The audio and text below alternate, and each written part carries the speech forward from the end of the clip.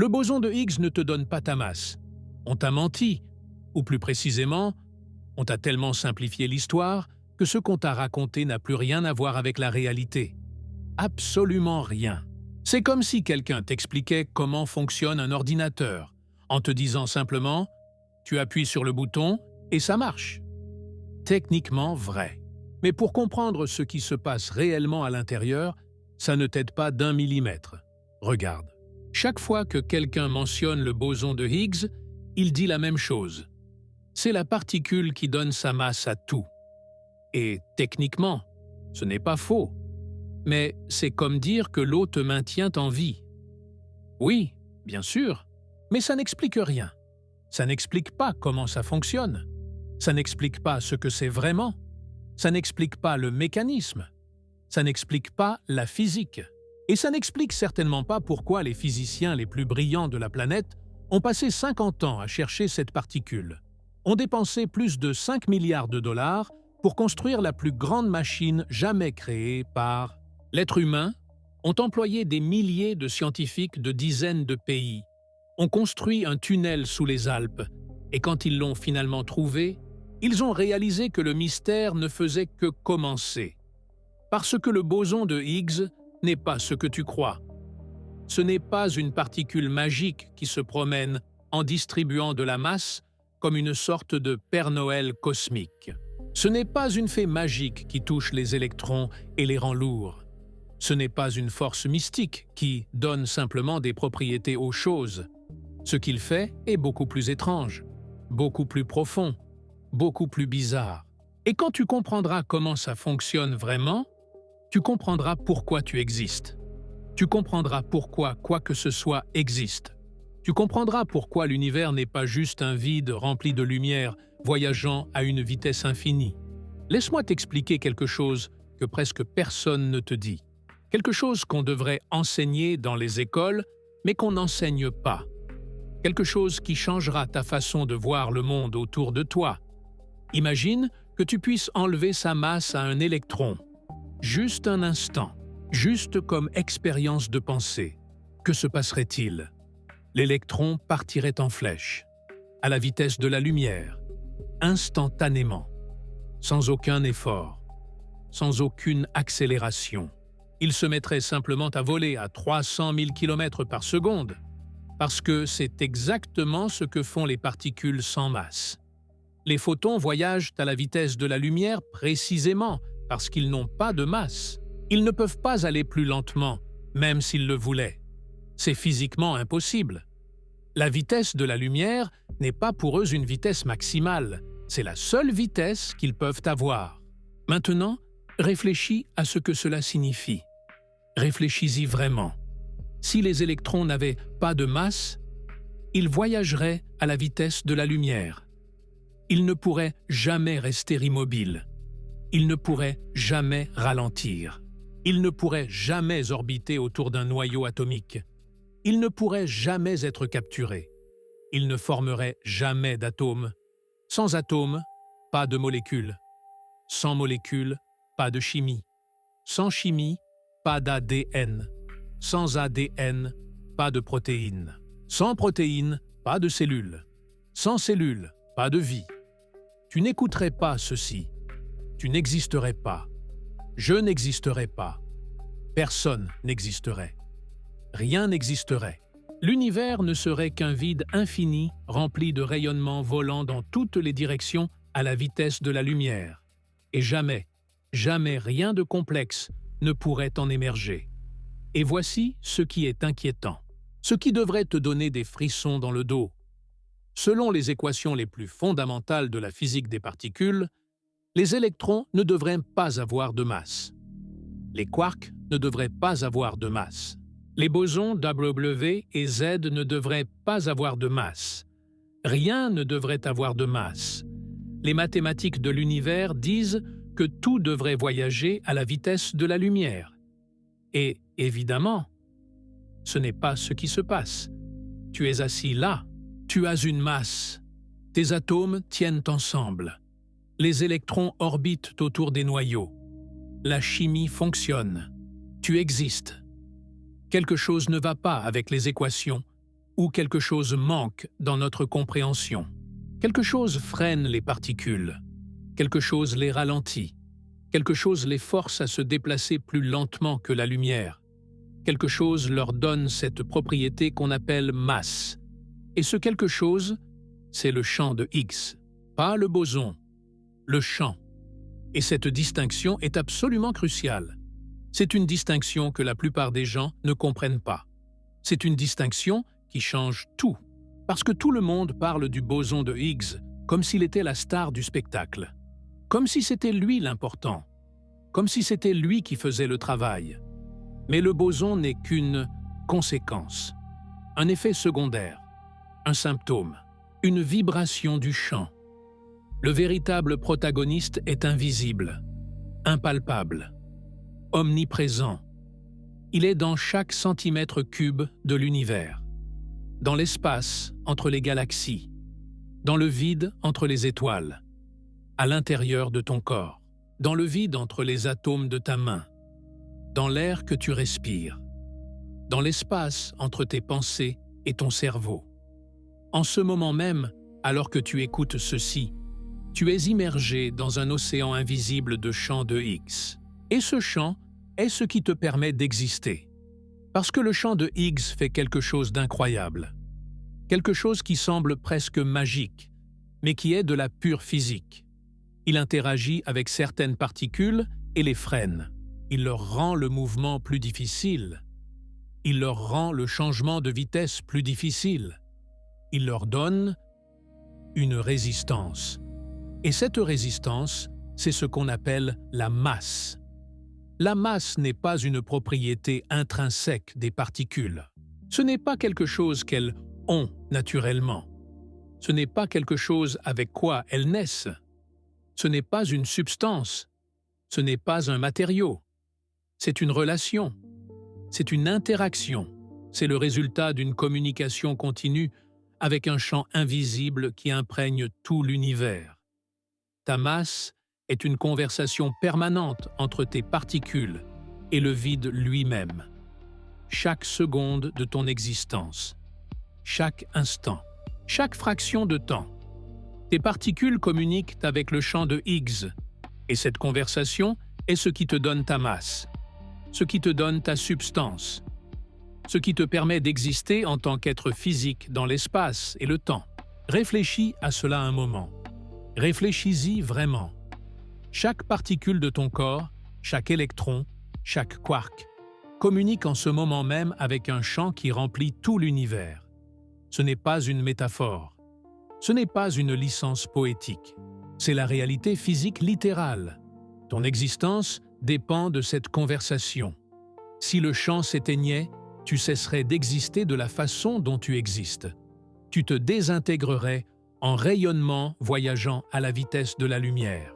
Et le boson de Higgs, c'est simplement ce qui se passe quand tu perturbes suffisamment ce champ.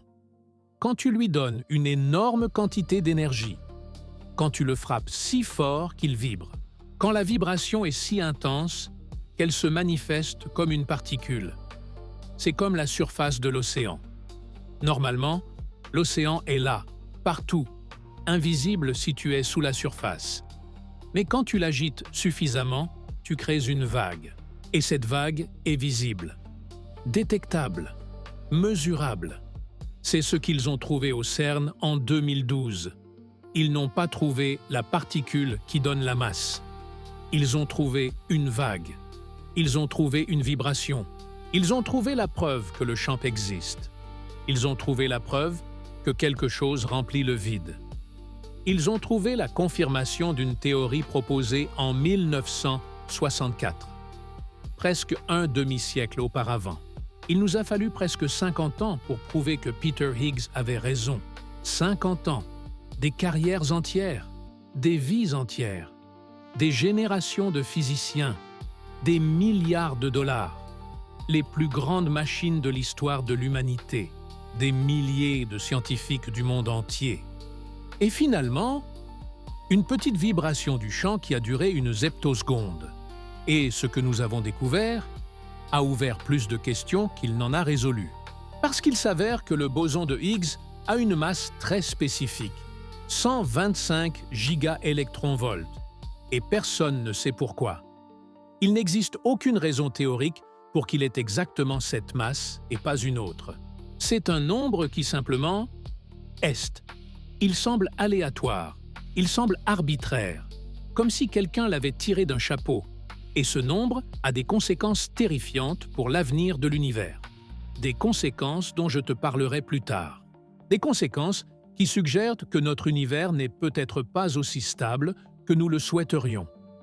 Mais avant d'en arriver là, tu dois comprendre de quoi est vraiment fait le boson de Higgs. Tu dois comprendre comment fonctionne le champ. Tu dois comprendre tout le contexte. Tu dois comprendre pourquoi les physiciens étaient si désespérés de le trouver qu'ils ont construit un tunnel de 27 km sous la frontière entre la Suisse et la France. Pourquoi ils ont dépensé plus d'argent que la plupart des pays ne dépensent pour leur système de santé. Pourquoi ils ont consacré des vies entières à chercher quelque chose dont ils ne savaient même pas si ça existait. Et pour comprendre tout cela, nous devons commencer par le début. Nous devons remonter à 1964, à un moment où la physique des particules avait un problème fatal, un trou dans ses équations qui menaçait de détruire tout ce que nous pensions savoir, une crise qui aurait pu enterrer tout le domaine. Et la solution à ce problème allait changer à jamais notre compréhension de l'univers. Pour comprendre le boson de Higgs, tu dois d'abord comprendre le contexte. Tu dois savoir quel problème il était censé résoudre. Et pour cela, tu dois connaître le modèle standard de la physique des particules. Le modèle standard est, sans exagération, l'accomplissement intellectuel le plus précis de l'histoire de l'humanité.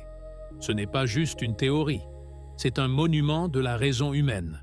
C'est la preuve que nous pouvons comprendre l'univers à son niveau le plus fondamental. C'est une théorie qui décrit toutes les particules fondamentales connues et 3 des 4 forces qui gouvernent l'univers.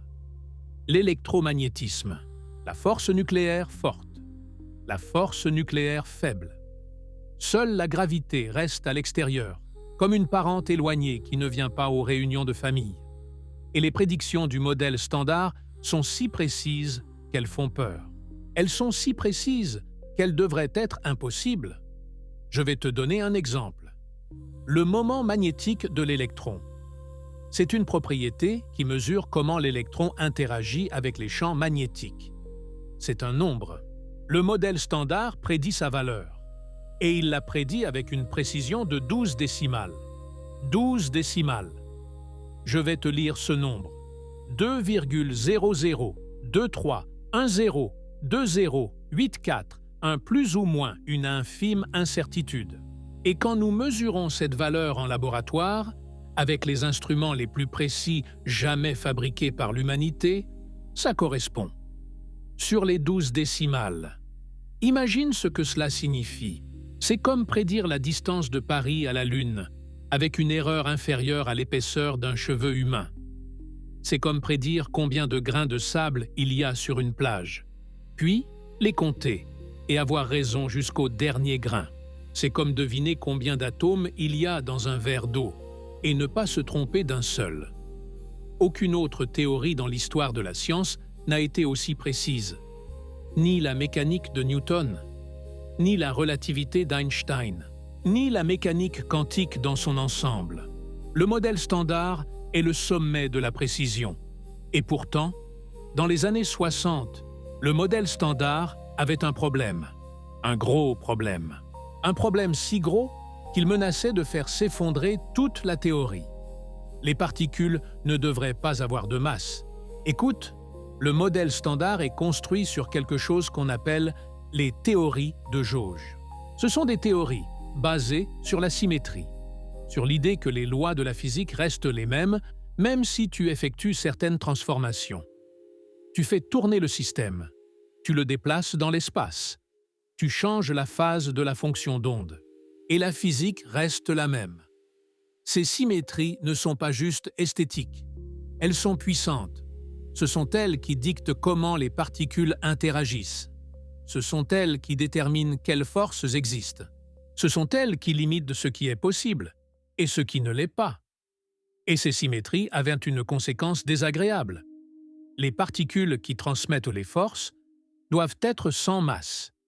Pour certaines forces, ce n'est pas un problème. Le photon transmet la force électromagnétique et n'a effectivement pas de masse. Excellent! Ça correspond.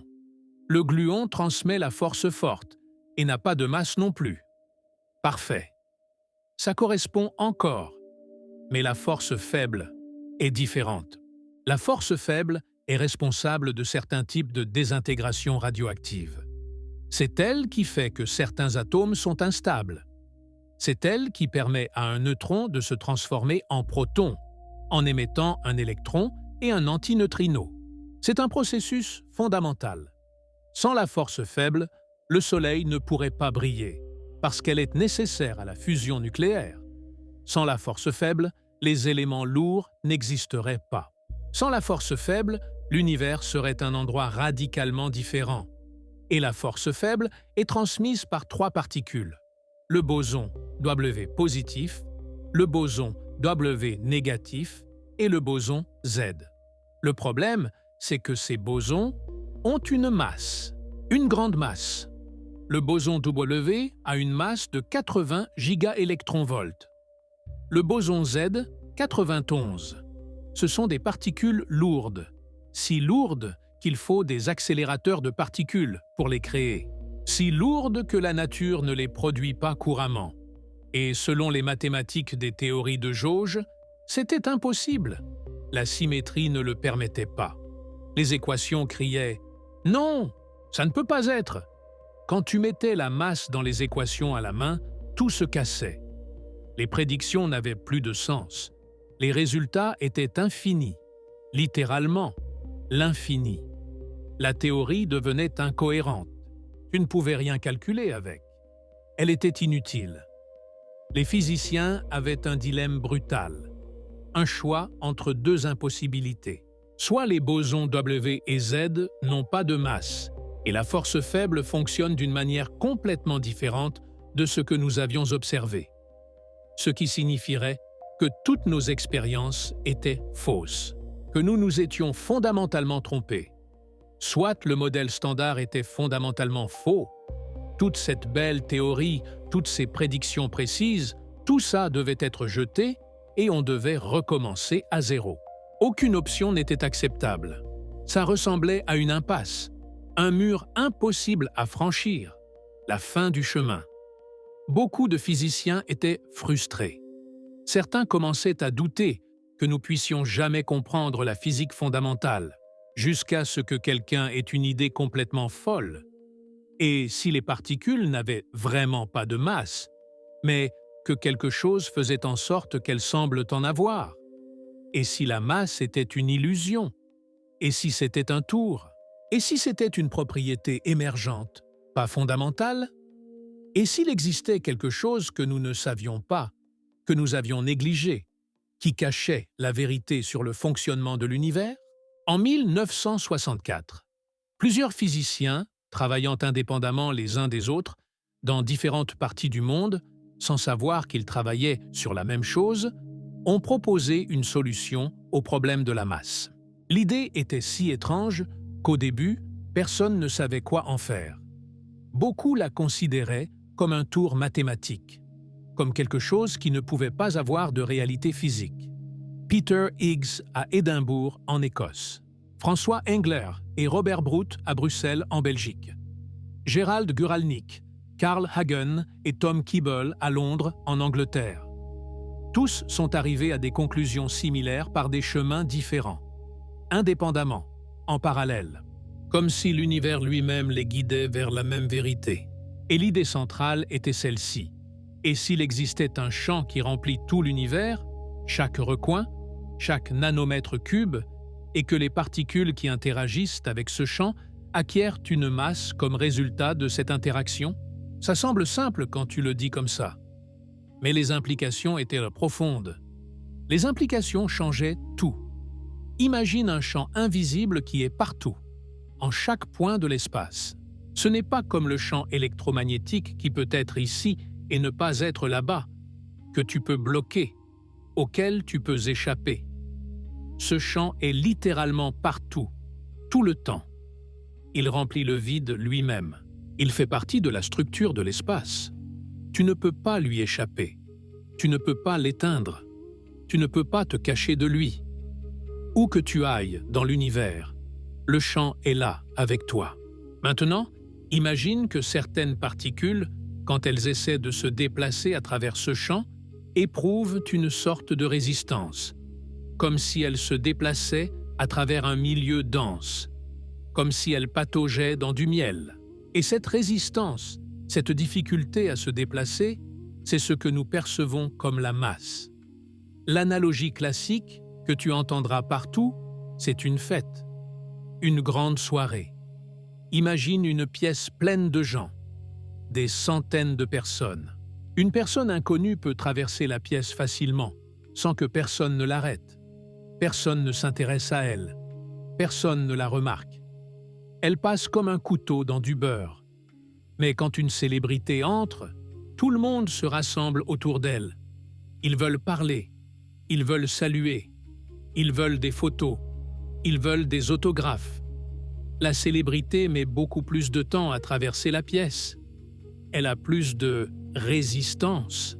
Il est plus difficile pour elle de changer de direction. Il est plus difficile pour elle d'accélérer ou de ralentir. Dans cette analogie, les gens sont le champ de Higgs. La personne inconnue est un photon qui n'interagit pas avec le champ et n'a donc pas de masse. Elle passe sans se faire remarquer. La célébrité est un quark ou un électron qui interagit fortement et a donc de la masse. Elle est entourée par la foule. Mais attention, parce que l'analogie a ses limites. Beaucoup de gens l'interprètent mal. Le champ de Higgs ne ralentit pas les particules une fois qu'elles sont en mouvement. Ce n'est pas de la friction. Ce n'est pas de la résistance de l'air. Ce n'est pas de la viscosité. C'est quelque chose de plus subtil. C'est une résistance à l'accélération, une difficulté à changer de vitesse. Et c'est exactement la définition de la masse en physique. Qu'est-ce que la masse? C'est la mesure de la difficulté à changer le mouvement d'un objet, de la difficulté à l'accélérer, de la difficulté à le ralentir, de la difficulté à changer sa direction. Il est plus difficile d'accélérer une boule de bowling qu'une balle de ping-pong. Non pas parce que quelque chose la freine, mais parce qu'elle a plus de masse, plus de résistance au changement de mouvement, plus d'inertie. Et le champ de Higgs est ce qui crée cette propriété chez les particules fondamentales. C'est lui qui leur donne l'inertie, qui leur donne la résistance à l'accélération, qui leur donne la masse. Mais voici la partie mathématiquement élégante, la partie qui est si belle qu'elle devrait être dans une galerie. Le champ de Higgs ne brise pas explicitement les symétries de jauge. Il n'injecte pas de masse dans les équations à la main. Il ne fait rien de brutal ou de laid. Ce qu'il fait s'appelle la brisure spontanée de symétrie. Les équations sont toujours parfaitement symétriques. Quand tu regardes les lois fondamentales, elles sont belles, élégantes, symétriques. Mais l'état d'énergie minimale du champ ne l'est pas. C'est comme un stylo en équilibre sur sa pointe. Quand tu regardes les lois physiques qui décrivent le stylo, elles sont parfaitement symétriques dans toutes les directions. La gravité tire vers le bas de la même façon, quelle que soit l'inclinaison du stylo. Il n'y a pas de direction privilégiée. Les équations ne disent pas « le stylo doit tomber vers le nord ». Mais quand le stylo tombe, il choisit une direction spécifique. Il tombe quelque part, et cela brise la symétrie. Même si les lois fondamentales sont symétriques, l'état particulier du système ne l'est pas. Le champ de Higgs fait quelque chose de similaire. Il a un état d'énergie minimale qui n'est pas nul. Et cet état non nul est ce qui donne leur masse aux particules. C'est brillant, c'est élégant, c'est mathématiquement pur, et c'est complètement contre-intuitif. Les physiciens appellent cela le mécanisme de Higgs, et c'est l'une des plus belles idées de l'histoire de la science. Mais proposer une théorie est facile. Avoir une idée est facile. Écrire des équations sur un tableau est facile. Ce qui est difficile, c'est de prouver que la théorie correspond à la réalité. que ce n'est pas juste une invention mathématique, que l'univers fonctionne vraiment de cette façon. Et pour prouver l'existence du champ de Higgs, il fallait trouver quelque chose que personne n'avait jamais vu auparavant. Il fallait trouver le boson de Higgs. C'est ici qu'entre en jeu la deuxième partie de l'histoire. Une partie pleine d'échecs, de frustrations et finalement de triomphe. Le champ de Higgs, comme tout champ quantique, a des excitations, des vibrations, des perturbations, des ondes. Et ces excitations se manifestent comme des particules. Imagine la surface d'un lac. Normalement, elle est calme, lisse comme un miroir, mais elle a de l'énergie stockée. Elle a le potentiel de vibrer. Elle a la capacité de former des vagues. Quand tu jettes une pierre, tu crées des vagues. Ces vagues sont des perturbations du champ d'eau. Ce sont des concentrations localisées d'énergie qui se propagent. Tu peux les voir, tu peux les mesurer. Et en physique quantique, les perturbations d'un champ sont des particules. Ce ne sont pas des ondes continues. Elles sont quantifiées. Elles viennent en paquets discrets, en unités minimales. Le boson de Higgs est un paquet d'énergie. La quantification de la vibration du champ de Higgs. C'est la perturbation minimale possible du champ qui peut exister indépendamment. La plus petite vague possible de l'océan de Higgs. Donc si le champ existe, il devrait être possible de le faire vibrer. Il devrait être possible de créer ces vagues. Il devrait être possible de détecter les bosons. Et trouver cette vibration était le seul moyen de prouver que le champ existe. Le problème était que personne ne savait combien d'énergie il faudrait pour créer un boson de Higgs. La théorie ne prédisait pas sa masse. Elle disait seulement qu'il devait exister. Mais il pouvait avoir une masse de 10 gigaélectronvolts, ou 100, ou 1000. Personne ne le savait. Et créer des particules massives nécessite de l'énergie. Beaucoup d'énergie. E égale mc au carré. La célèbre équation d'Einstein. Pour créer une particule, tu dois concentrer au moins autant d'énergie que l'équivalent de sa masse. Les accélérateurs de particules des années 60 et 70 étaient des jouets comparés à ce qui était nécessaire. Ils pouvaient créer des électrons, des muons, des pions, des particules légères, mais le boson de Higgs, s'il était lourd, était complètement hors de portée. Comme si tu voulais aller sur la Lune avec un avion en papier. Et ainsi a commencé une course. Une course technologique qui allait durer des décennies. Une course pour construire des machines toujours plus grandes, toujours plus puissantes. Dans les années 80, le CERN a construit le LEP, le Large Electron Positron Collider, le grand collisionneur électron-positron. Un anneau de 27 km de circonférence sous la frontière franco-suisse. Un énorme tunnel creusé dans la roche. Des milliers de tonnes de béton. Des kilomètres d'aimants supraconducteurs. Le LEP faisait entrer en collision des électrons avec leurs antiparticules, les positrons, à des énergies jamais atteintes auparavant. Ils ont cherché le Higgs pendant des années. Des centaines de physiciens. Des milliers d'expériences. Des millions de collisions. Ils ne l'ont pas trouvé. Mais ils ont découvert quelque chose de crucial. Ils ont établi une limite inférieure. Ils ont découvert où le Higgs n'est pas. Le boson de Higgs, s'il existe, devait être plus lourd que 114 gigaélectronvolts. S'il avait été plus léger, le LEP l'aurait trouvé. De cela, ils étaient sûrs. Pendant ce temps, aux États-Unis, le laboratoire Fermilab, près de Chicago, exploitait le Tevatron. Un autre type de collisionneur. Il faisait entrer en collision des protons avec des antiprotons. Plus d'énergie que le LEP. Plus de possibilités. Plus d'espoir. Ils ne l'ont pas trouvé non plus. Mais ils ont resserré la recherche encore plus. Ils ont exclu d'autres plages de masse. Ils ont commencé à avoir une idée de l'endroit où il pourrait se trouver. Et puis, à la fin des années 90, une décision a été prise qui allait changer l'histoire de la physique. Le LEP a été démantelé, éteint, démonté en pièces détachées. À sa place, en utilisant le même tunnel, c'est 27 km sous les Alpes, une nouvelle machine allait être construite. Plus puissante, plus précise, plus ambitieuse. Le Large Hadron Collider, le LHC, le grand collisionneur de hadrons. Une machine qui ferait ressembler le LEP à un jouet. Une machine capable d'atteindre des énergies 7 fois plus élevées. Une machine qui pourrait enfin répondre à la question que les physiciens se posaient depuis 40 ans. Le boson de Higgs existe-t-il?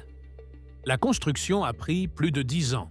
Elle a coûté plus de 5 milliards de dollars. Elle a impliqué des milliers d'ingénieurs, de scientifiques et de techniciens de dizaines de pays. C'était l'un des plus grands projets scientifiques de l'histoire de l'humanité. Et ce qu'ils allaient y trouver n'a pas seulement confirmé l'existence du boson de Higgs, cela a ouvert une boîte de Pandore que nous ne savons toujours pas comment refermer. Avant de continuer, faisons une petite pause. Je veux m'assurer que tu as bien compris ce que nous avons couvert, que tout a du sens pour toi. Le modèle standard avait un problème. Selon les mathématiques, les particules ne devraient pas avoir de masse. La symétrie ne le permettait pas. En 1964, plusieurs physiciens ont proposé une solution. Le champ de Higgs, un champ qui remplit tout l'univers et donne leur masse aux particules qui interagissent avec lui. Le boson de Higgs est une excitation de ce champ, une vibration de l'océan. Le trouver serait la preuve de l'existence du champ. Mais le trouver nécessitait des énergies énormes, des machines énormes, des budgets énormes, une détermination énorme. Et après des décennies de recherche, d'échecs, d'espoirs déçus, de budgets épuisés et de scientifiques frustrés, nous avions enfin la technologie pour vraiment le chercher. Le LHC a commencé à fonctionner en 2008, le 10 septembre. Une énorme couverture médiatique. Le monde entier regardait. Enfin, il a commencé à fonctionner plus ou moins, parce que 9 jours après son démarrage, il a explosé. Pas littéralement explosé comme une bombe, mais il y a eu une panne catastrophique. Un des aimants supraconducteurs a lâché. Une soudure défectueuse a provoqué un arc électrique. Un énorme courant électrique là où il n'aurait pas dû être. Résultat, plus de 50 aimants endommagés. Des tonnes d'hélium liquide qui se sont échappées. Des dégâts de plusieurs millions de dollars. Ce n'était pas un bon début. Les réparations ont pris plus d'1 an. Une année entière. Un retard frustrant. Des doutes. Des critiques. Pourquoi avons-nous dépensé tant d'argent pour une machine qui s'est cassée tout de suite? Mais en novembre 2009, le LHC a finalement commencé à vraiment fonctionner. Et la recherche la plus intense de l'histoire de la physique des particules a commencé. Des milliers de physiciens du monde entier, 2 détecteurs géants, Atlas et CMS, chacun de la taille d'un immeuble de 5 étages, chacun pesant des milliers de tonnes, chacun capable d'enregistrer ce qui se passe lors des collisions de particules avec une précision incroyable. Des millions de collisions par seconde, des protons volant à presque la vitesse de la lumière, se percutant avec assez d'énergie pour créer de nouvelles particules, des pétaoctets de données chaque jour, plus de données qu'un humain ne pourrait examiner en 1000 vies. Mais les ordinateurs ont géré. Les algorithmes ont passé les données au crible. Ils cherchaient le signal dans le bruit. Ils cherchaient cette vibration qu'ils cherchaient depuis 50 ans. Et le 4 juillet 2012, ils ont annoncé qu'ils l'avaient trouvé. Peter Higgs, alors âgé de 83 ans, était assis dans l'auditorium du CERN quand ils ont montré les résultats. Il était assis là à regarder les graphiques, les chiffres, les statistiques. Et il avait les larmes aux yeux.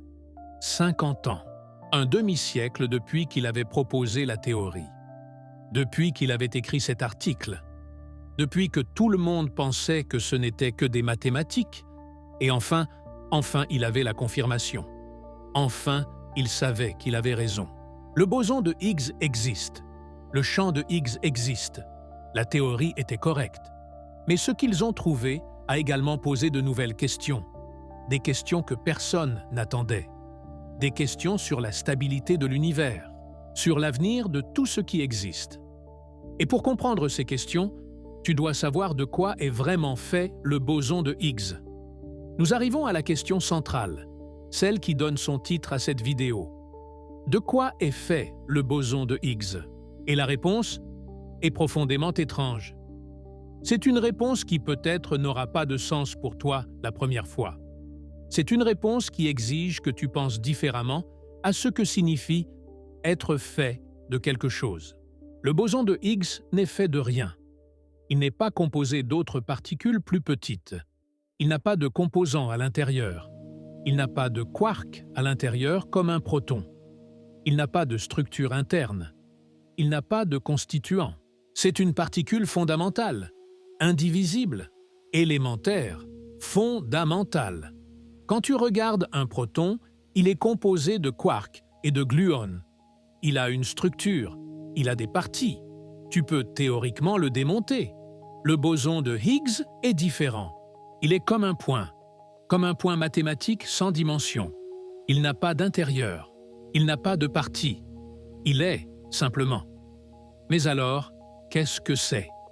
Ici, tu dois changer ta façon de penser aux particules. En physique quantique, une particule n'est pas une petite bille.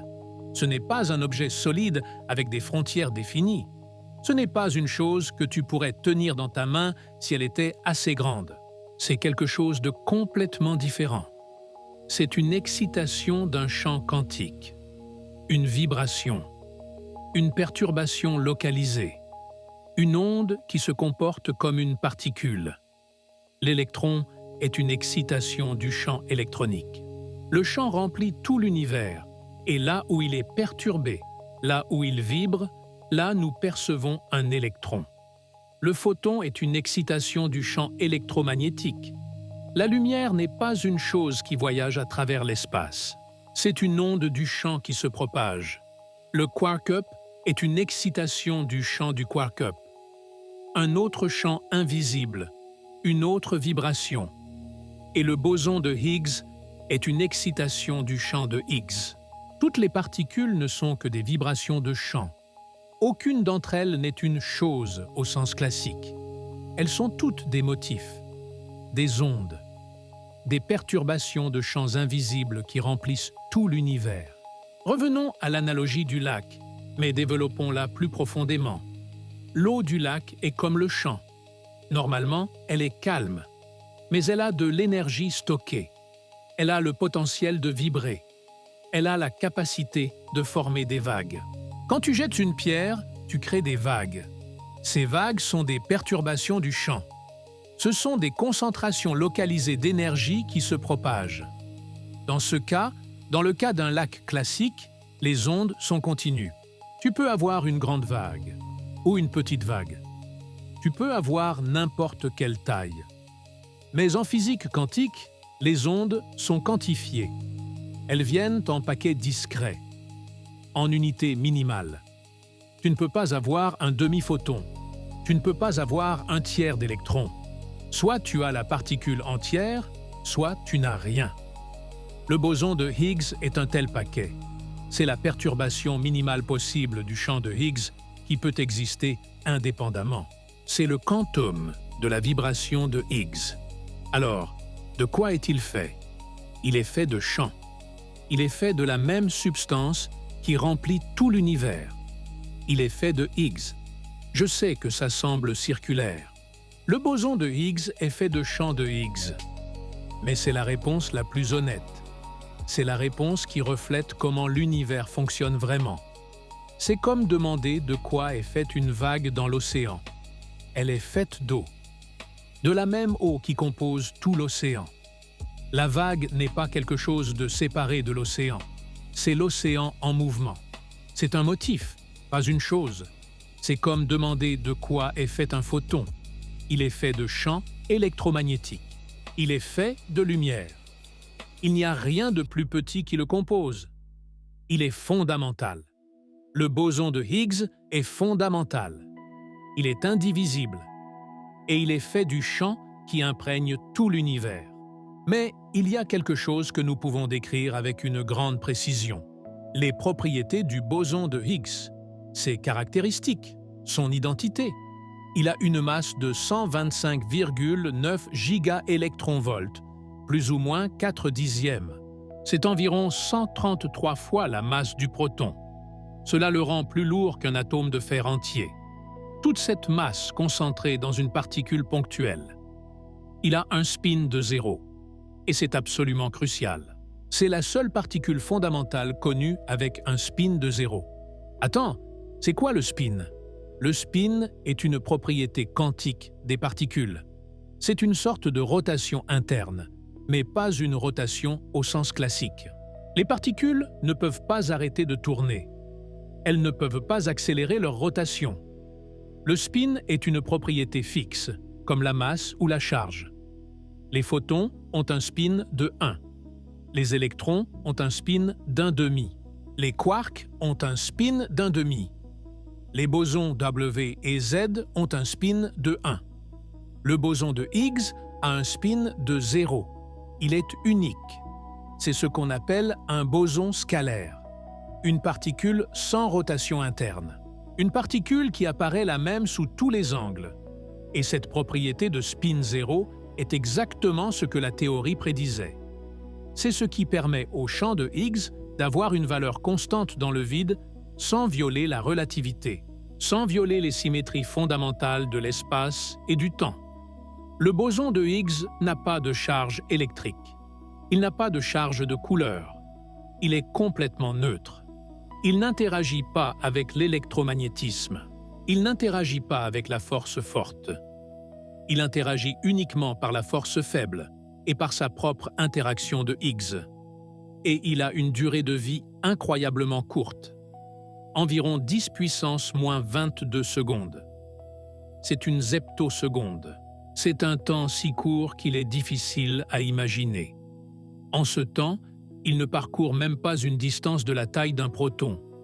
Il se désintègre pratiquement au même point où il a été créé. Il naît et meurt au même endroit. C'est pourquoi il est si difficile à détecter. Tu ne le vois jamais directement. Tu ne vois que les produits de sa désintégration. Tu ne vois que ce en quoi il s'est désintégré. En quoi se désintègre-t-il? En presque tout. Le boson de Higgs se couple aux particules proportionnellement à leur masse, donc il préfère se désintégrer en particules lourdes. Plus la particule est lourde, plus la désintégration est probable. La désintégration la plus probable est en une paire de quarks bottom et anti-bottom. Cela se produit dans environ 58% des cas. Plus de la moitié de tous les bosons de Higgs se désintègrent de cette façon. Ils se désintègrent aussi en paires de bosons W, en paires de bosons Z, en paires de leptons tau, en paires de quarks charm, et parfois, rarement, en photons. C'est intéressant parce que le Higgs ne se couple pas directement aux photons. Les photons n'ont pas de masse, mais il peut se désintégrer en photons par un processus intermédiaire. Il crée d'abord un quark top virtuel ou un boson W virtuel, et ce sont eux qui se désintègrent ensuite en photons. C'est précisément ce canal de désintégration, Higgs en 2 photons, l'un de ceux qui ont permis sa découverte au LHC, parce que les photons sont relativement faciles à détecter avec une haute précision. Tu peux mesurer précisément leur énergie et leur direction. Bon, nous comprenons ce qu'est le boson. Maintenant, passons à ce qui compte vraiment. Le champ lui-même. Le champ de Higgs est différent de tous les autres champs quantiques, et cette différence est cruciale pour comprendre pourquoi la masse existe, pourquoi l'univers fonctionne comme il fonctionne. Tous les champs quantiques ont un état d'énergie minimal, un état où ils sont le plus calmes. Nous l'appelons le vide. Pour la plupart des champs, l'état d'énergie minimal correspond à une valeur du champ égale à 0. Le vide électromagnétique a 0 photons. Le champ est calme. Il ne vibre pas. Le vide du champ électronique a 0 électrons. Encore du calme. Mais le champ de Higgs est différent. Le potentiel du champ de Higgs a une forme particulière, une forme qu'aucun autre champ connu n'a, la forme d'un chapeau mexicain, ou d'une bouteille de vin vue d'en haut, avec un creux circulaire sur le bord et un pic au milieu. Imagine ça. Au milieu, il y a une colline. Tout autour, il y a une vallée. Comme un château entouré d'un fossé. Le centre, où le champ a une valeur de 0, n'est pas le minimum d'énergie. C'est un maximum local. C'est un point instable. Comme quand tu poses un crayon sur sa pointe. Théoriquement possible, mais instable. Il tombe. Le vrai minimum est dans la vallée, sur le bord du chapeau, où le champ a une valeur non nulle, et l'univers tend naturellement vers l'état d'énergie minimale. C'est une loi fondamentale de la thermodynamique. Les systèmes tombent dans l'état le plus bas possible. Donc, le vrai vide de notre univers n'a pas un champ de Higgs égal à 0. Il a une valeur constante, non nulle, en chaque point de l'espace, partout, dans chaque nanomètre cube de l'univers. Cette valeur est d'environ 246 gigaélectronvolts. Cette valeur s'appelle la valeur attendue du vide, ou VEV en anglais, Vacuum Expectation Value. Et c'est un nombre extrêmement important en physique. L'un des nombres les plus importants qui soit. Parce que cette valeur, ces 246 gigaélectronvolts, détermine la masse de toutes les particules fondamentales. C'est la constante qui définit à quel point les choses sont lourdes. Quand une particule interagit avec le champ de Higgs, sa masse est proportionnelle à deux choses: l'intensité de son couplage au champ et la valeur du champ dans le vide. Masse égale couplage fois VEV. Une formule simple, une conséquence profonde. Le quark top, la particule fondamentale connue la plus lourde, a un couplage proche de 1. Très fort. Comme une célébrité autour de laquelle tout le monde se rassemble. C'est pourquoi il a une masse de 173 gigaélectronvolts. L'électron a un couplage d'environ 2 fois 10 puissance moins 6. Très, très faible. Comme une personne inconnue que personne ne remarque. C'est pourquoi il a une masse de seulement 1,5 mégaélectronvolts. 350 000 fois plus léger que le quark top. Les neutrinos ont des couplages encore plus petits, si petits que leurs masses sont pratiquement négligeables, si légers que pendant longtemps nous avons pensé qu'ils n'avaient pas de masse du tout. Et les photons et les gluons ont un couplage exactement égal à 0. Ils n'interagissent pas du tout avec le champ de Higgs. Ils le traversent comme s'il n'était pas là. C'est pourquoi ils n'ont pas de masse. C'est pourquoi ils voyagent à la vitesse de la lumière. Mais voici un point important qui est souvent mal compris. Un point qui change la perspective. Le champ de Higgs n'est pas responsable de la plus grande partie de ta masse. Attends, quoi? Mais tu viens de dire que le Higgs donne leur masse à toutes les particules. Oui, mais ta masse ne vient pas principalement de là. Ton corps est fait d'atomes. Les atomes sont faits de protons, de neutrons et d'électrons. Et la masse d'un atome est presque entièrement la masse des protons et des neutrons, parce que les électrons sont négligiblement légers. Un proton a une masse de 938 mégaélectronvolts. Maintenant, un proton est composé de 3 quarks, 2 quarks up et un quark down. Le quark up a une masse d'environ 2 mégaélectronvolts. Le quark down, environ 5 mégaélectronvolts. 2 plus 2 plus 5 égale 9 mégaélectronvolts. La masse des quarks donne 9 mégaélectronvolts au total. Mais le proton a 938 mégaélectronvolts. Où est la différence? D'où viennent ces autres 929 mégaélectronvolts? De l'énergie. Les quarks à l'intérieur du proton sont liés par des gluons. Les gluons sont les particules qui transmettent la force forte. Ils maintiennent les quarks ensemble. Et ces gluons sont en mouvement constant. Ils volent constamment entre les quarks. Ils bourdonnent d'avant en arrière. Ils créent une mer chaotique d'énergie. L'équation d'Einstein dit que l'énergie et la masse sont équivalentes. E égale mc au carré. L'énergie a une masse. Et cette énergie des gluons, Cette énergie du mouvement des quarks a une masse équivalente. Quand tu additionnes tout, 99% de la masse du proton vient de l'énergie. Seulement 1% vient du champ de Higgs. Donc, quand nous disons que le champ de Higgs donne sa masse aux particules, nous parlons des particules fondamentales, des quarks eux-mêmes, des électrons, des bosons W et Z. Mais la masse que tu ressens quand tu te mets sur une balance, cette masse de ton corps, 99% de cela vient de l'énergie de la force forte, pas du Higgs.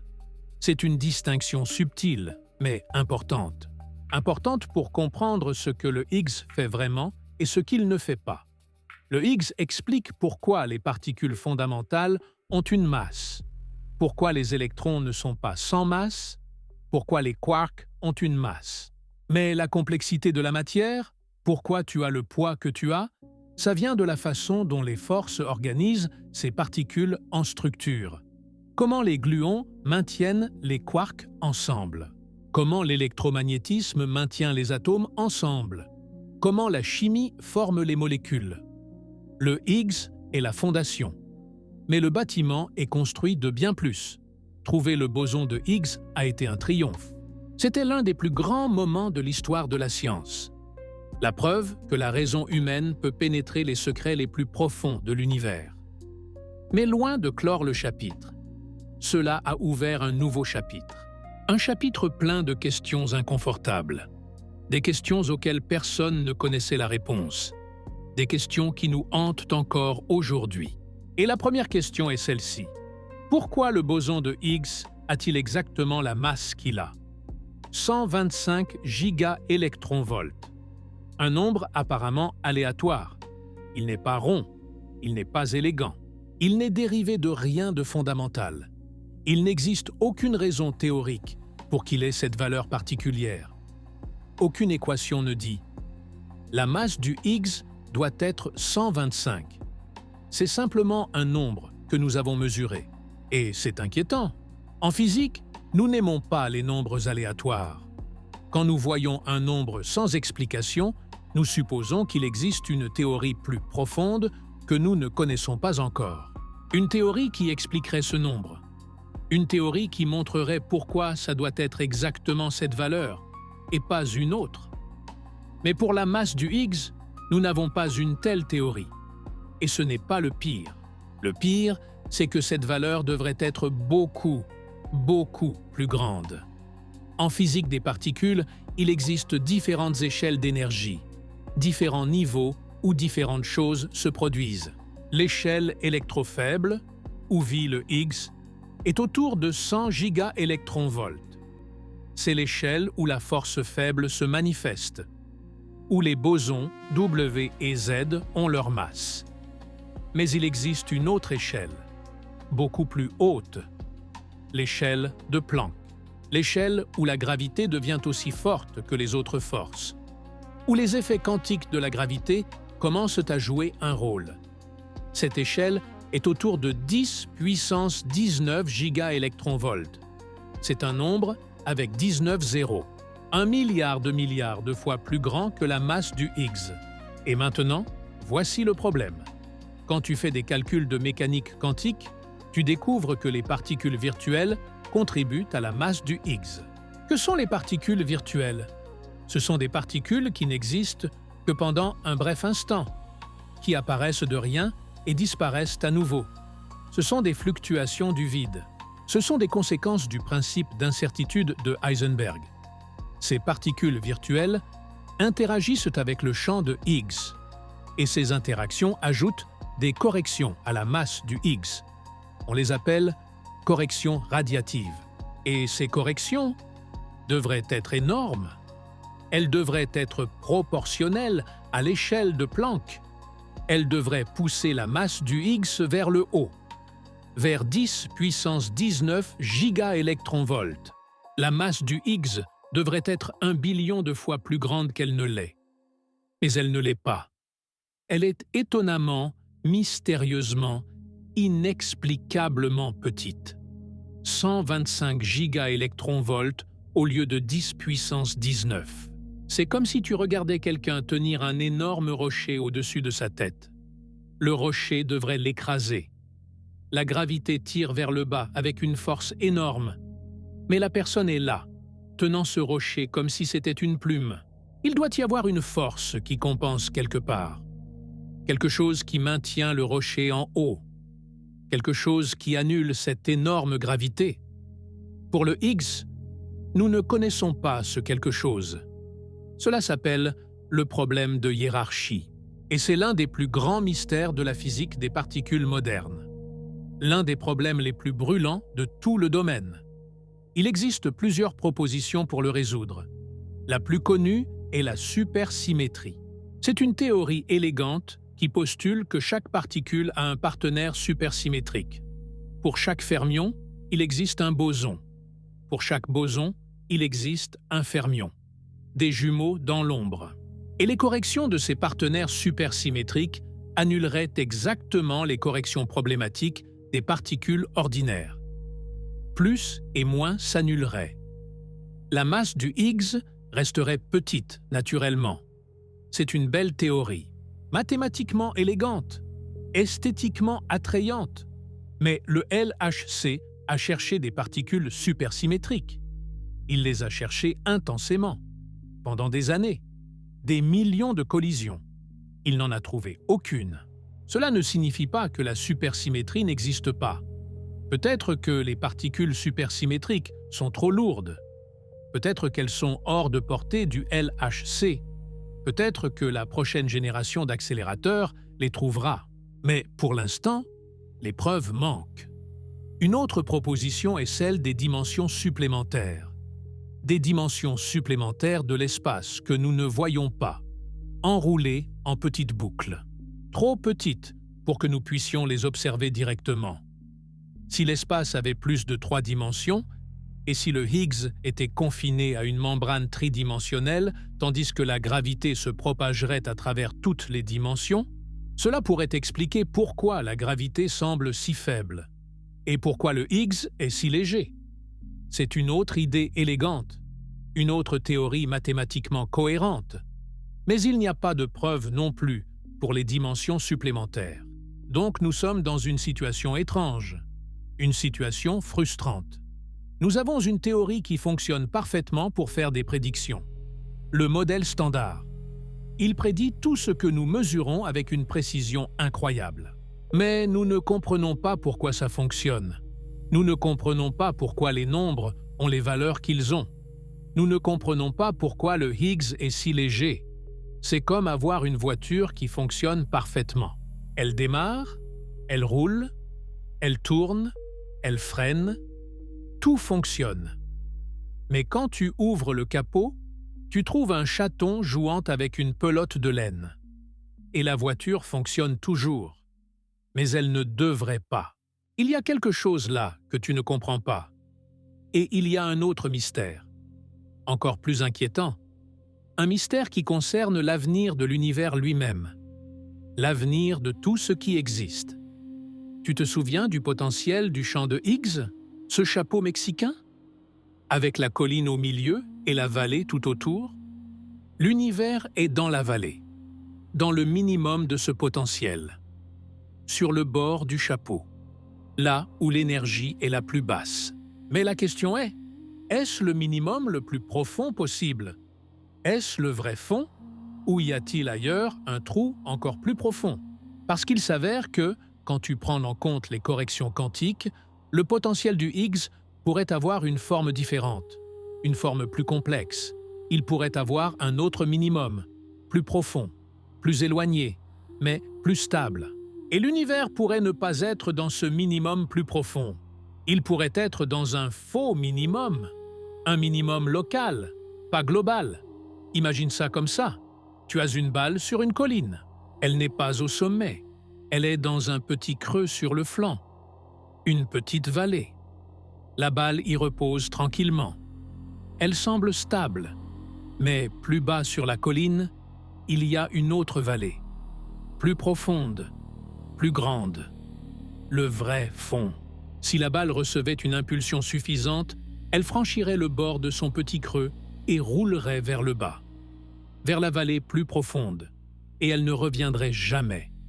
L'univers pourrait être comme cette balle.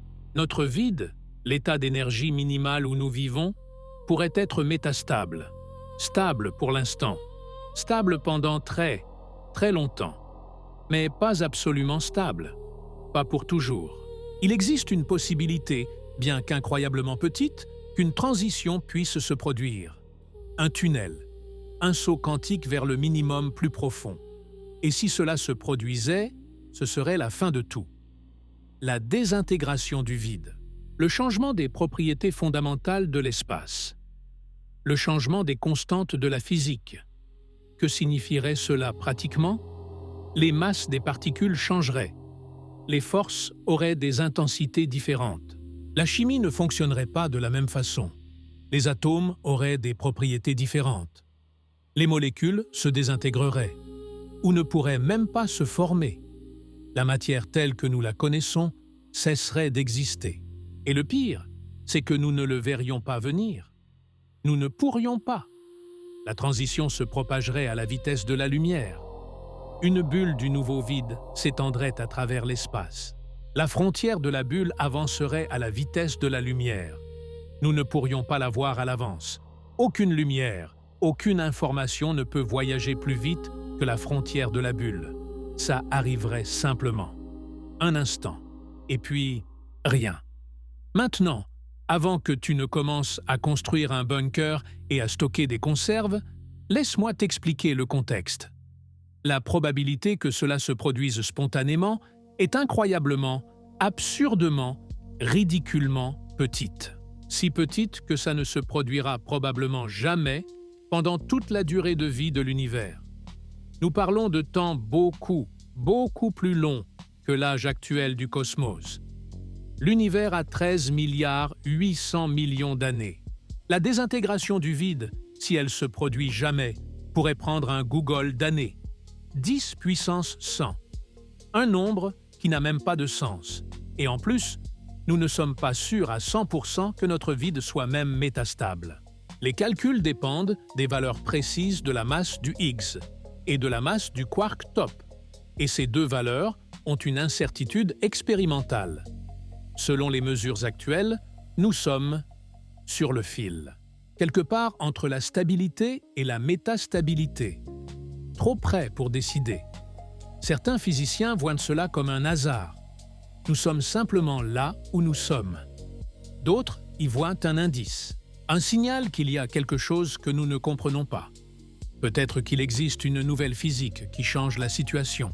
Peut-être qu'il existe des particules que nous n'avons pas encore découvertes et qui déplacent les calculs dans un sens ou dans l'autre. Ou peut-être, c'est simplement comme ça. L'univers n'est pas obligé d'être sûr. Il n'est pas obligé d'être stable. Il n'est pas obligé d'être agréable pour ses habitants. L'existence est peut-être plus fragile que nous ne le souhaiterions. Mais assez de pessimisme. Parlons du début, de comment tout a commencé, du Big Bang et du rôle qu'y a joué le Higgs. Dans les premiers instants après le Big Bang, l'univers était incroyablement chaud. Chaud d'une façon que nous ne pouvons pas imaginer. Des températures de billions de degrés, des énergies si hautes que les particules telles que nous les connaissons ne pouvaient pas exister. Et à ces températures, le champ de Higgs n'était pas dans son état actuel. Tu te souviens du potentiel?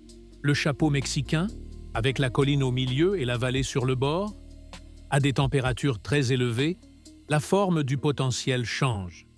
Les fluctuations thermiques, cette énergie chaotique partout, changent le paysage énergétique.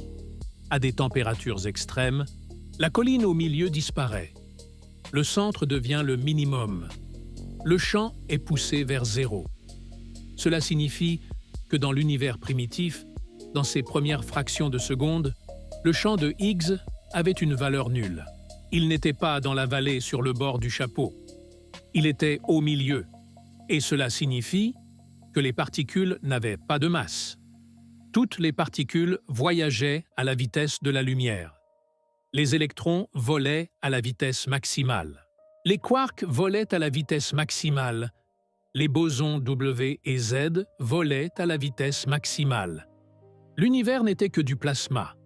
Un plasma chaud, chaotique, relativiste, sans structure, sans atomes, sans molécules.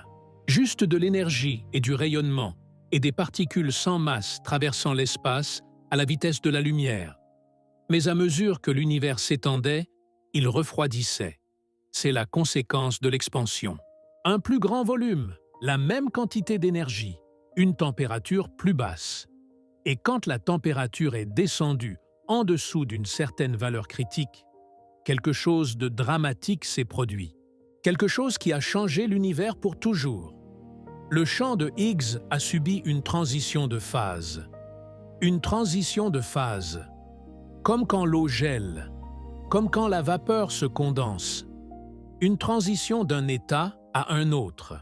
Au-dessus de la température critique, le champ de Higgs était dans l'état symétrique. Valeur 0. Le centre du potentiel. En dessous de la température critique, la symétrie s'est brisée. Le champ est tombé dans la vallée. Il a acquis une valeur non nulle. Cela s'est produit environ 10 puissance moins 12 secondes après le Big Bang. 1 billionième de seconde. Incroyablement tôt. L'univers avait à ce moment une température d'environ 100 gigaélectronvolts. 100 gigaélectronvolts, comparable à la masse des bosons W et Z. Et à cet instant, tout a changé. Soudain, les électrons ne pouvaient plus voyager à la vitesse de la lumière. Ils avaient de la masse. Ils étaient ralentis. Les quarks ont obtenu de la masse. Ils ont ralenti. Les bosons W et Z ont obtenu de la masse. Ils sont devenus lourds. Et l'univers, pour la première fois dans sa courte histoire, a acquis la possibilité de former des structures. Pas tout de suite, bien sûr. Il faisait encore trop chaud pour des atomes, trop chaud pour des noyaux, trop chaud pour quoi que ce soit de complexe. Mais la fondation était posée. Les particules avaient de la masse. Elles pouvaient ralentir. Elles pouvaient interagir. Elles pouvaient se lier. Quelques minutes plus tard, les premiers noyaux ont commencé à se former. Hydrogène et hélium, et un peu de lithium. Quelques centaines de milliers d'années plus tard, les électrons ont commencé à se lier au noyau. Les premiers atomes. Quelques centaines de millions d'années plus tard, les premières étoiles ont commencé à se former. Et des milliards d'années après, nous voilà. Toi et moi. Des structures complexes de matière, capables de réfléchir à comment nous avons émergé. Et tout cela dépendait de ce seul instant, de ce billionième de seconde après le Big Bang, de cette transition de phase du champ de Higgs.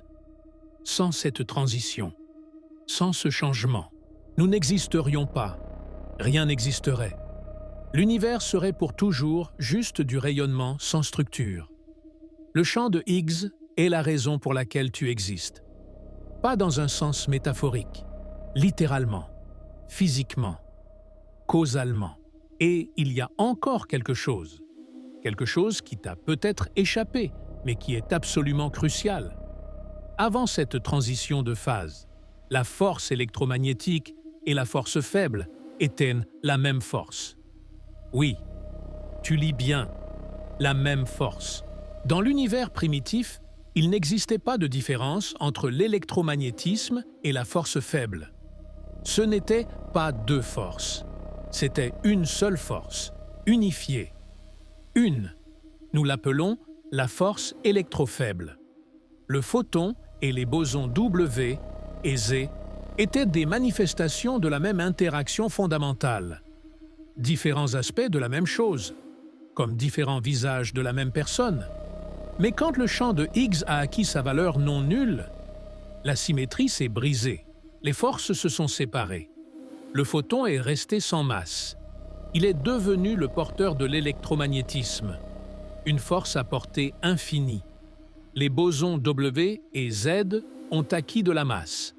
Ils sont devenus les porteurs de la force faible, une force à courte portée. La différence de portée, est la conséquence de la différence de masse. Le photon voyage à la vitesse de la lumière. Il n'a pas de masse. Il peut atteindre n'importe où. L'électromagnétisme agit à n'importe quelle distance. Les bosons W et Z sont lourds. Ils se déplacent plus lentement. Ils ne vivent que peu de temps. La force faible n'agit qu'à des distances subatomiques. Cette séparation, cette brisure de symétrie, est l'un des processus les plus importants de l'histoire de l'univers. Un moment définissant, le moment où l'univers est devenu diversifié. Avant la brisure, l'univers était plus symétrique, plus simple dans un certain sens, une force au lieu de deux, toutes les particules sans masse, mais aussi plus vide, impossible pour la vie, impossible pour la complexité. Après la brisure, l'univers a perdu sa symétrie, mais il a gagné la diversité, il a gagné la structure, il a gagné la possibilité d'évoluer. Il a gagné la possibilité de créer des êtres conscients qui peuvent regarder en arrière et se demander « Comment avons-nous émergé ?» Il y a une beauté étrange là-dedans, un paradoxe. La perfection devait être brisée pour que la complexité puisse émerger. La symétrie devait tomber pour que la vie puisse naître. L'imperfection était nécessaire à l'existence. Et maintenant que tu comprends comment fonctionne le Higgs, nous pouvons parler de ce que nous ne savons pas, des questions qui restent ouvertes, des mystères qui nous hantent. Le boson de Higgs n'est pas juste une particule, c'est une fenêtre sur la physique que nous ne connaissons pas, sur des mondes que nous n'avons pas découverts. Pourquoi? Parce que le Higgs se couple à tout ce qui a de la masse. Et s'il existe des particules massives que nous n'avons pas encore détectées, le Higgs devrait interagir avec elles. Pense à la matière noire. La matière noire constitue environ 27% de l'univers, plus de 5 fois plus que la matière ordinaire, plus de 5 fois plus que les étoiles et les planètes et les humains et tout ce que nous voyons. Nous savons qu'elle existe. Nous voyons ses effets gravitationnels. Les galaxies tournent trop vite. L'univers se regroupe de façons qui n'ont pas de sens sans matière invisible. Mais nous ne savons pas ce que c'est. Nous ne savons pas de quelles particules elle est faite. Nous ne savons presque rien.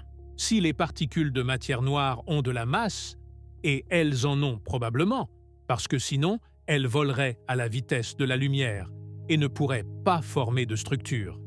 Alors le Higgs devrait interagir avec elles. Le Higgs pourrait être un pont, un portail, la seule connexion entre notre monde et le secteur sombre. Les particules de matière noire n'interagissent peut-être pas avec l'électromagnétisme. Nous ne les voyons pas, parce qu'elles n'émettent pas de lumière. Elles n'interagissent peut-être pas avec la force forte. Elles ne participent pas aux réactions nucléaires. Elles n'interagissent peut-être que faiblement avec la force faible, trop faiblement pour être détectées. Mais si elles ont de la masse, le Higgs les voit. Les physiciens au LHC cherchent exactement cela. Ils cherchent des désintégrations du Higgs en particules invisibles. Ils cherchent des situations où le Higgs est créé et puis disparaît, se désintègre en quelque chose que nous ne pouvons pas détecter. Si cela se produisait, nous le verrions comme de l'énergie manquante, un trou dans la comptabilité. Quelque chose manque, quelque chose s'est échappé. Pour l'instant, ils n'ont rien trouvé de tel. Mais la recherche continue. Et il y a une possibilité encore plus excitante. Et s'il existait plus d'un Higgs? Le modèle standard a un seul doublet de Higgs, une seule structure mathématique, un seul boson scalaire. Mais ce n'est pas une nécessité, c'est une hypothèse.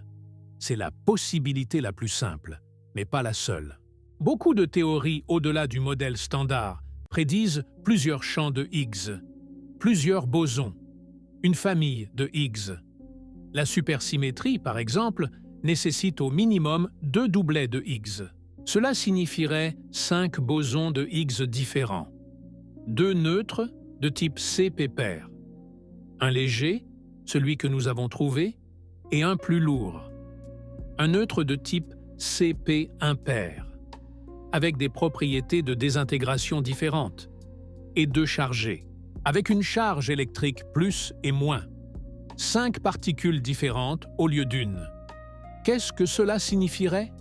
Cela signifierait que la masse est un phénomène plus complexe que nous ne le pensions, qu'il existe plusieurs façons pour les particules d'acquérir de la masse, que l'univers est plus riche et plus étrange que notre modèle actuel ne le suppose. Le boson de Higgs que nous avons trouvé pourrait n'être que le premier, le plus léger, le plus facile à produire, la pointe de l'iceberg. Il pourrait exister toute une famille de particules de Higgs, attendant d'être découvertes, cachées dans des énergies que nous n'atteignons pas encore. Et il y a une dernière possibilité, la plus radicale, la plus déstabilisante. Et si le boson de Higgs n'était pas fondamental? Et s'il était composite? Et s'il avait une structure interne? Et s'il était comme un proton, composé de parties plus petites? Si c'était le cas, cela signifierait qu'il existe une autre couche de réalité, un niveau plus profond, un autre ensemble de particules, encore plus fondamentales. Certains physiciens le proposent. Les théories de Technicolor, les théories des Higgs composites, des théories où le Higgs n'est pas élémentaire, mais émergent. Pour l'instant, nous n'avons pas de preuves. Le LHC a cherché des signes de composition. Il a cherché des déviations du comportement ponctuel. Il n'a rien trouvé. Mais cela ne signifie pas qu'il n'y a rien. Peut-être que les composants sont trop petits. Peut-être que la structure est trop fine. Peut-être que nous avons besoin d'énergie plus haute. C'est la beauté de la physique. Il y a toujours une question suivante. Il y a toujours une couche suivante. Il y a toujours quelque chose que nous ne savons pas. Nous avons beaucoup parlé de physique, de particules et de champs et d'équations. Mais maintenant, je veux m'arrêter. Je veux que tu réfléchisses un moment à ce que tout cela signifie. Pour toi, pour ton existence, pour ta façon de voir le monde. Le champ de Higgs est la raison pour laquelle tu existes. Ce n'est pas une métaphore. Ce n'est pas une licence poétique. Ce n'est pas une exagération. C'est la vérité littérale, physique, scientifique. Sans le champ de Higgs, les électrons voleraient à la vitesse de la lumière. Ils ne s'arrêteraient jamais. Ils n'orbiteraient jamais autour des noyaux. Ils ne formeraient jamais d'atomes. Sans atomes, il n'y aurait pas de molécules. Sans molécules, il n'y aurait pas d'ADN. Sans ADN, il n'y aurait pas de vie. Sans vie, tu ne serais pas là. Toute ton existence, chaque pensée, chaque sentiment, chaque souvenir, chaque rêve, tout cela n'est possible que parce qu'il existe un champ invisible qui imprègne tout l'univers et ralentit les particules. Pense-y. En ce moment même, à cet instant, chaque particule de ton corps communique avec le champ de Higgs. Chaque électron dans tes atomes, chaque quark dans tes protons et tes neutrons. Ils sont tous en contact permanent avec le champ. Ce n'est pas quelque chose de lointain. Ce n'est pas quelque chose d'abstrait. C'est ici, maintenant, en toi, autour de toi, partout. Le vide n'est pas vide. Il ne l'a jamais été. Il est plein de champs, plein de potentiel, plein de structures qui permettent l'existence.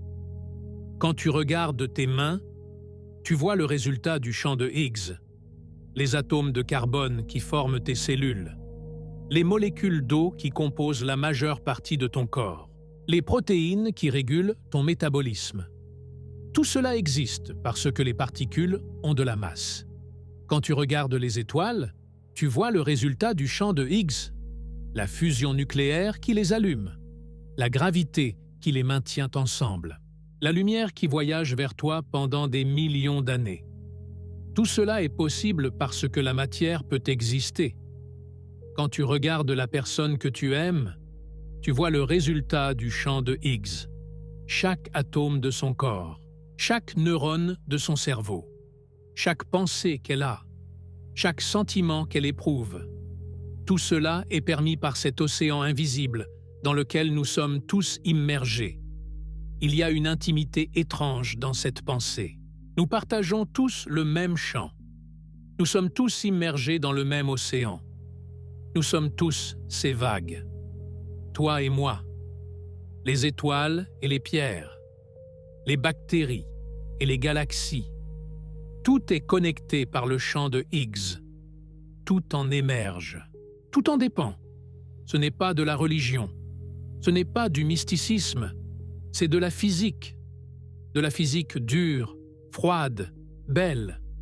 Et pourtant, il y a quelque chose de transcendant là-dedans. Quelque chose qui dépasse la compréhension ordinaire.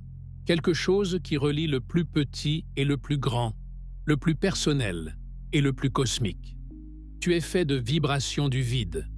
Ton existence est une chanson que l'univers se chante à lui-même. Mais ne restons pas seulement dans la poésie.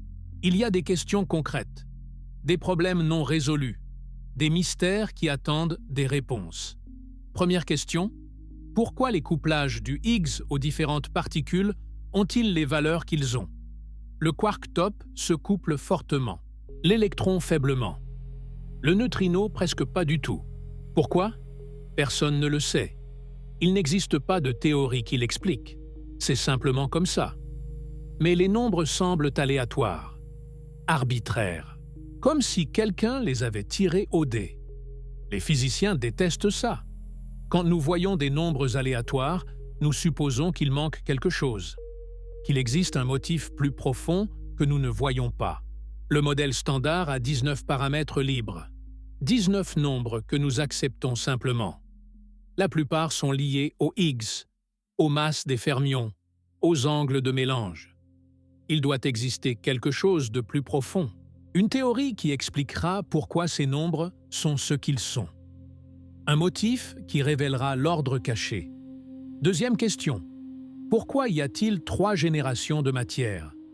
L'électron a des cousins, le muon et le tau, des versions plus lourdes de la même chose.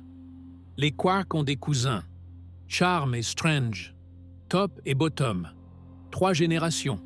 Pourquoi 3? Pourquoi pas 2? Pourquoi pas 4? Pourquoi pas 15? Il n'y a pas de raison. Il n'y a pas d'explication. Juste une observation. Et les masses de ces générations ne forment aucun motif clair.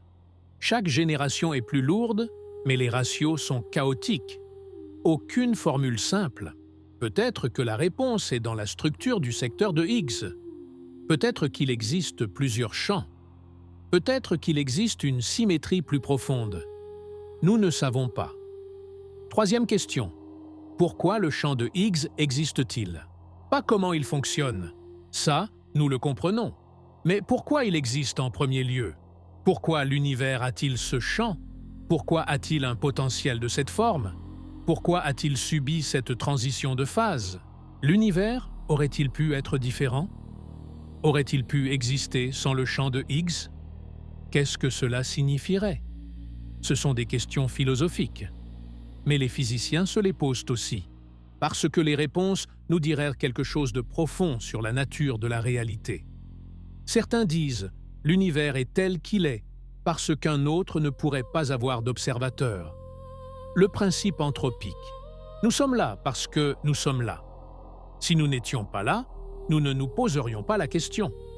D'autres considèrent cela comme une dérobade, une capitulation, un aveu que nous ne savons pas. Je crois qu'une réponse existe, qu'il y a une raison, qu'il y a une théorie plus profonde que nous ne connaissons pas encore. Mais c'est une croyance, pas de la science. La science exige des preuves. Et pour l'instant, nous ne les avons pas. Qu'est-ce qui nous attend? Quel est l'avenir de la physique du Higgs? Le LHC fonctionnera encore de nombreuses années. Il collecte des données. Il affine les mesures. Il cherche des anomalies. À la fin de cette décennie viendra une mise à niveau. Le High Luminosity, LHC. 10 fois plus de collisions. 10 fois plus de données. 10 fois plus de bosons de Higgs à étudier. Avec autant de données, nous pourrons mesurer les propriétés du Higgs avec une précision sans précédent. Nous pourrons chercher de minuscules déviations du modèle standard, des déviations qui suggéreraient une nouvelle physique. Et il y a des plans pour d'autres machines, plus grandes, plus puissantes, plus ambitieuses. Une fabrique de Higgs, un collisionneur conçu spécifiquement pour produire des bosons de Higgs, pour les étudier dans des conditions propres. La Chine envisage le CEPC, 100 km de circonférence. L'Europe envisage le FCC, 100 km aussi.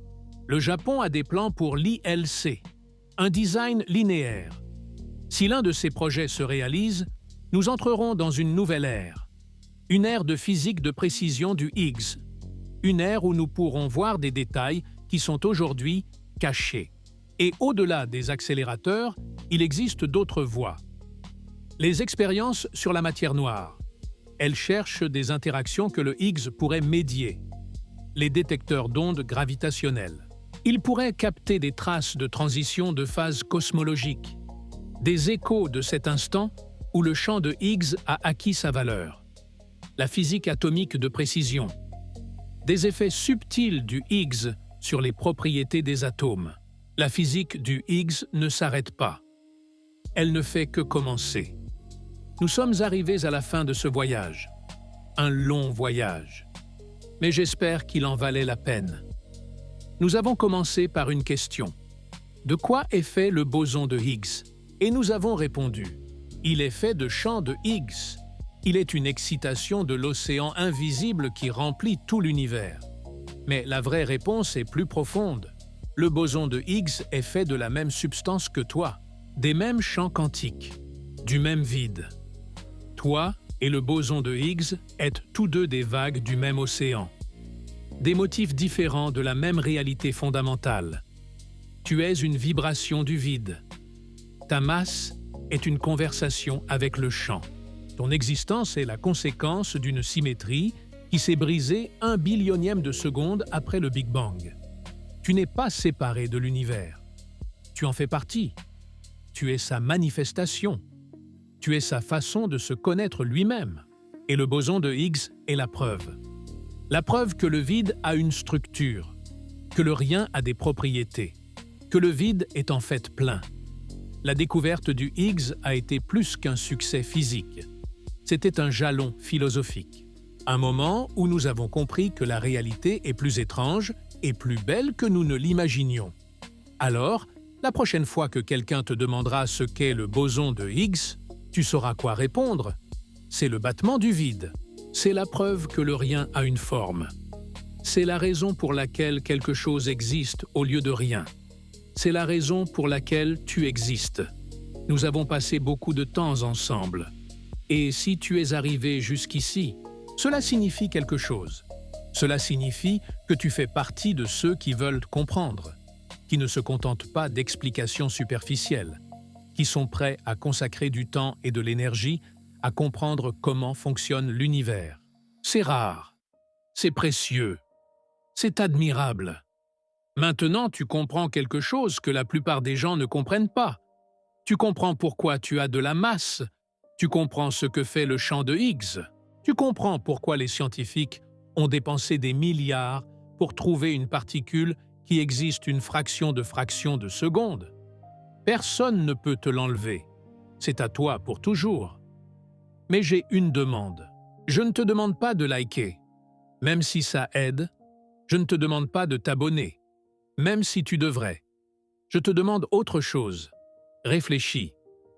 La prochaine fois que tu regarderas tes mains, souviens-toi des électrons. De comment ils interagissent avec le champ de Higgs. De comment cette interaction te donne ta masse.